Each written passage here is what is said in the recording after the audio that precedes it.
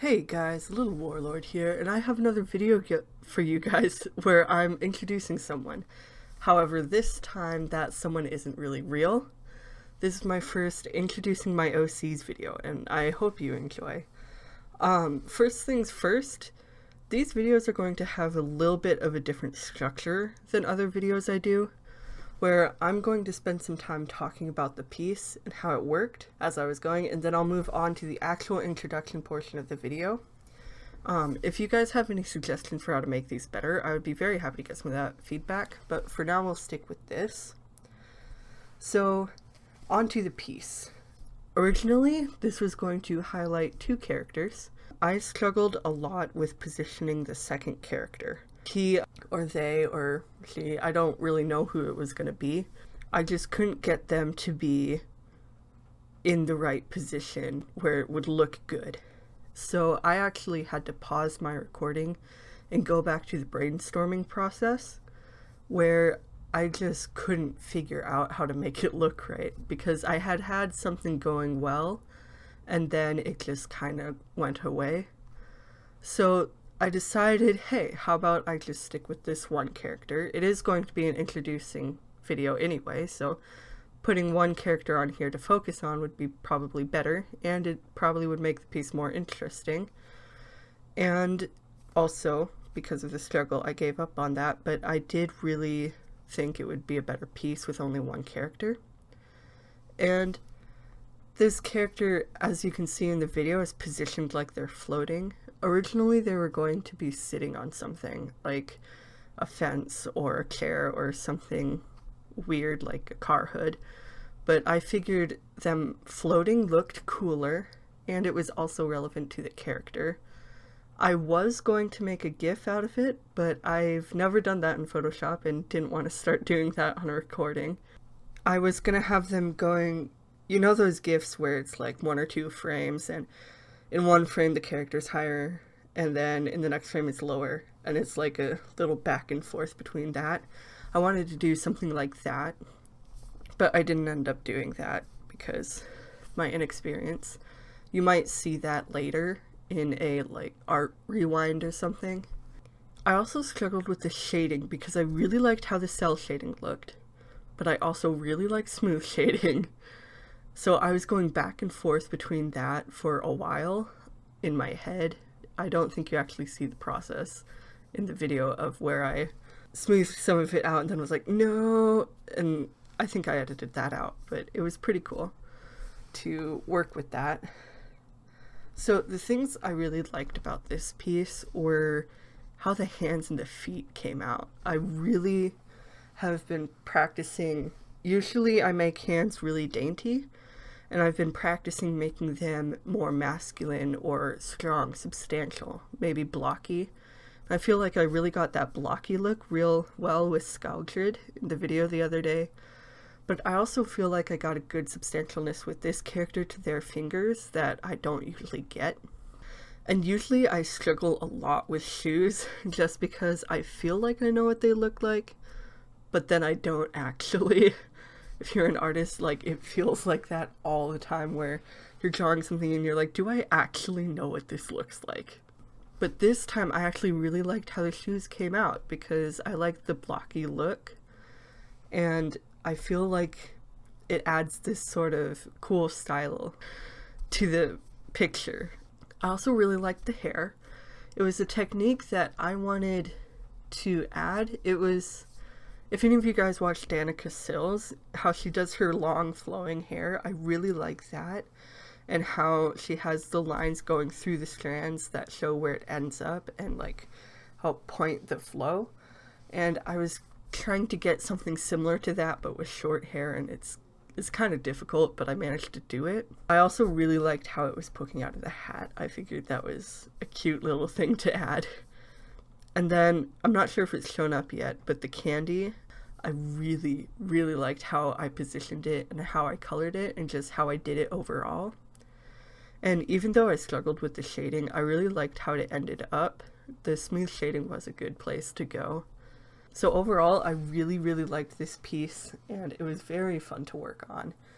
and I really hope I get to do something very similar to it again because it was very fun. And now, on to the character. The character I'm actually drawing in this piece is a character I've called Jack Tyler Williamson. He is 19, and he's from my story By Birth. And By Birth is a story that's kind of like a modern retelling of the Changeling legends, where kids aren't necessarily switched out from their cradles or whatever, but families find these kids in their homes, and they're not like human. They can have powers, they can be something like alien. Sometimes they're even like dead, more in a ghost way than a zombie way, though sometimes there's vampires. I don't know if they count as zombies or not. I personally think they do, but I'm not sure how other people count them. So that's the basis for the characters in By Birth, but the plot is kind of an apocalyptic one where there's these sacks. They're like little, about the size of your fist, that start growing out of the ground. They're like white and sinewy and have all this goo over them. And they start growing. And they look like chrysalises. They start growing. And they're appearing and they're growing. And then at one point they start squirming. And they're the size of people. So every once in a while you'll see like a handprint up against it. And it'll be like trying to come out. And no one knows what they're doing. And these things are popping up everywhere. Like everywhere. There's so much panic around them because people have no idea if it's like an alien virus or something. But long story short, it's basically someone summoned the damned up from hell. So it's kind of like a zombie apocalypse, but with magic. So this character Jack is switched, which is the government's term for the changelings. And not a lot of people know about these switched until they find one. But when they do, they're kind of sucked into this whole world, hiding in plain sight, kind of like in other books where it's like, oh, there's been magic this whole time, except it's a little bit different. I really like that trope, so I put that in this story. So there's these gifted schools that are supposedly for smart kids, right? But they're actually for the switched. Kind of like Xavier's school for gifted children in the Marvel universe. There's a whole government agency dedicated to keeping these kids a secret. And there's like many famous people were probably switched, but they were really good at hiding it. So Jack was found in the home of a man and a woman who weren't married, and they were pulled together into this world, and the mom freaked out, or the woman freaked out. She wasn't really a mom. But it's a lot, you know? Her whole life was turned upside down. They didn't know what kind of switched Jack was. They didn't know if he would be dangerous, and they were really terrified.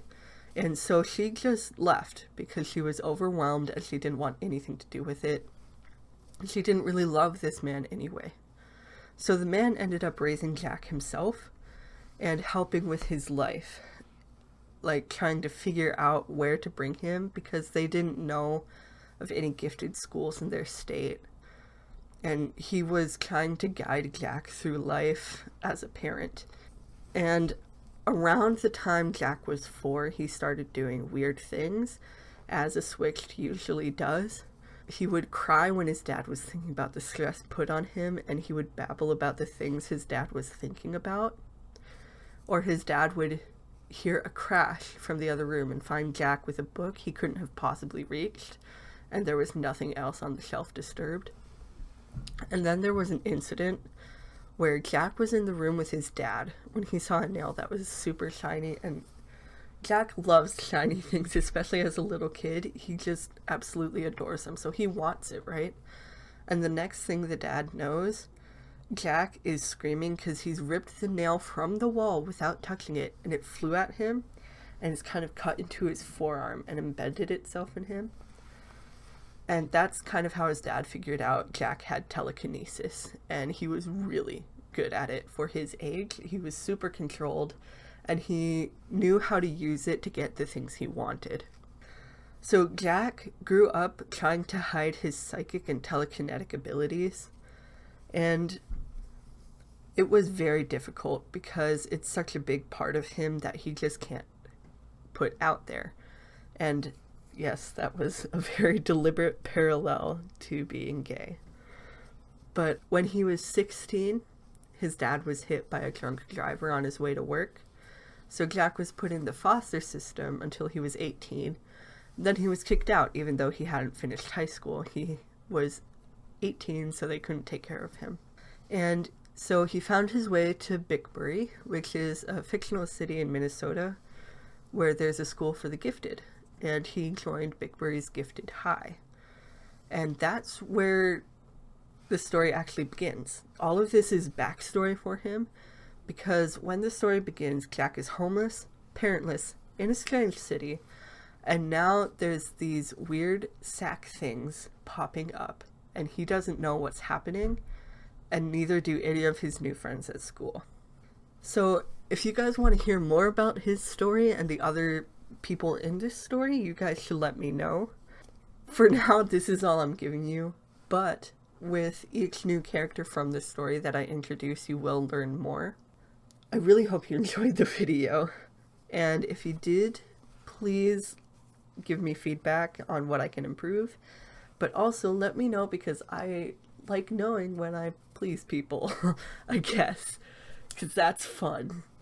So anyway, I hope you guys enjoyed the video, and I will see you next time. Bye.